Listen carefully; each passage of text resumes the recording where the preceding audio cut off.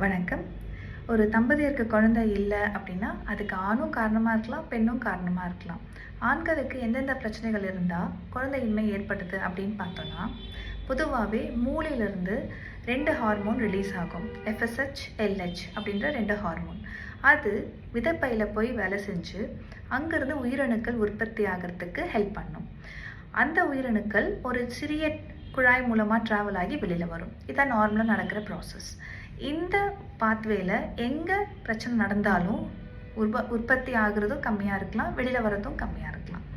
இப்போ மூளையில் ஏதாவது ஒரு கட்டி இருக்குது, இல்லை மூளையில் ஆப்ரேஷன் பண்ணியிருக்காங்க, மூளையில் ஏதாவது அடிபட்டிருக்கு அப்படின்னும் போது மூளையிலேருந்து வர ஹார்மோன்ஸ் கம்மியாக இருக்கலாம், அது உற்பத்தியை கம்மி பண்ணும். இல்லை விதைப்பையில் ஏதாவது பிரச்சனை இருக்குது.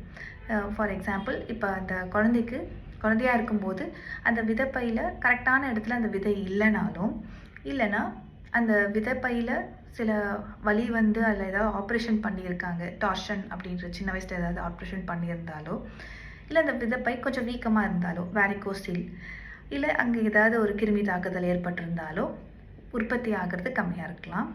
அப்புறமா அது ஒரு குழாய் மூலமாக வரும்னு சொன்னோம் இல்லையா, அந்த குழாயிலையும் கிருமி தாக்குதல் ஏற்பட்டு அந்த குழாய் வந்து அடைப்பாக இருந்தாலும் வெளியில் வர்றது கம்மியாக இருக்கலாம் உயிரணுக்கள். ஸோ இதெல்லாம் சில ரீசன்ஸ்.